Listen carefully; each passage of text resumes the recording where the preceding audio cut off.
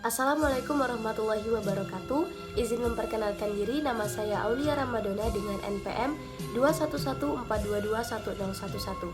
Saya berasal dari SMA Plus Negeri 2 Banyuasin 3 Provinsi Sumatera Selatan. Saya memiliki hobi menonton drama dan kuliner pada saat hari libur.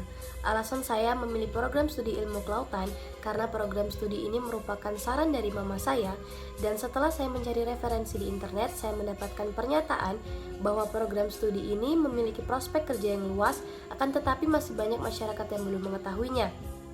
Serta pernyataan itu saya iringi juga dengan fakta bahwa Indonesia memiliki sumber daya laut yang lebih luas dibandingkan daratannya, sehingga saya berpikir bahwa saya dapat memiliki peluang yang besar jika memilih program studi ilmu kelautan.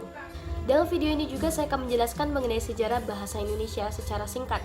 Bahasa Indonesia lahir pada tanggal 28 Oktober 1928 bertepatan dengan lahirnya Sumpah Pemuda. Ikrar ketiga dari Sumpah Pemuda menyatakan bahwa bahasa Indonesia sebagai bahasa persatuan Indonesia yang harus dijunjung tinggi dan dihormati oleh seluruh warga negara Indonesia. Bahasa Indonesia dinyatakan sebagai bahasa nasional pada tahun 1928 dan dinyatakan sebagai bahasa negara pada tanggal 18 Agustus 1945 bersamaan dengan disahkannya Undang-Undang Dasar Negara Republik Indonesia. Berdasarkan hasil keputusan Kongres Bahasa Indonesia II di Medan, bahasa Indonesia berasal dari bahasa Melayu yang sudah digunakan sejak zaman dahulu sebagai bahasa perhubungan baik di kawasan Nusantara maupun di kawasan Asia Tenggara. Bahasa Melayu digunakan di kawasan Asia Tenggara dimulai sejak abad ke-7. Hal ini dibuktikan dengan ditemukannya beberapa prasasti seperti Prasasti Kedukan Bukit dan Prasasti Talang Tuo yang di dalamnya terdapat huruf pranagari berasal dari bahasa Melayu kuno. Bahasa Melayu kuno ini tidak hanya di zaman Sriwijaya, karena di Jawa Tengah juga ditemukan prasasti yang bertuliskan bahasa Melayu kuno. Di zaman Sriwijaya, bahasa Melayu digunakan sebagai bahasa kebudayaan, bahasa perhubungan antar suku, dan juga bahasa perdagangan baik di kawasan Nusantara maupun di luar Nusantara. Perkembangan dan pertumbuhan bahasa Melayu dapat dilihat jelas dari peninggalan kerajaan Islam, seperti batu bertulis dan hasil susastra. Bahasa Melayu menyebar ke pelosok Nusantara bersamaan dengan menyebarnya agama Islam di wilayah Nusantara. Pertumbuhan dari bahasa Melayu yang dipakai oleh daerah dipengaruhi oleh corak budaya daerah.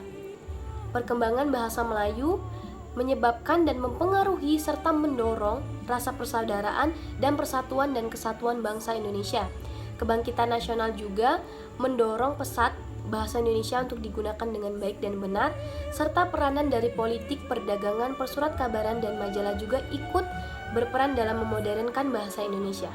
Terdapat pula beberapa kebijakan pemerintah yang dilakukan untuk menjaga eksistensi bahasa Indonesia. Yang pertama, Sumpah Pemuda yang lahir pada tanggal 28 Oktober 1928.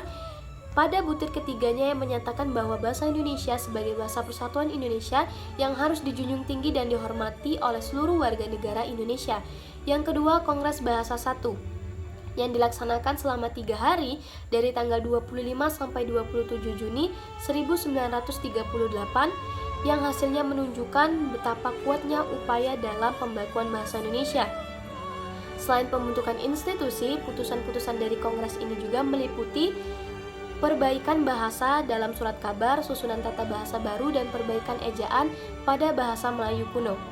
Yang ketiga yaitu Proklamasi Kemerdekaan Republik Indonesia yang dilaksanakan pada tanggal 17 Agustus 1945 yang dapat memberikan kepastian hukum akan keberadaan bahasa Indonesia sebagai bahasa resmi. Keempat yaitu Undang-Undang Nomor 24 Tahun 2009 yang ada sejak tanggal 9 Juli tahun 2009 yang berisi tentang bendera, bahasa, dan lambang negara serta lagu kebangsaan.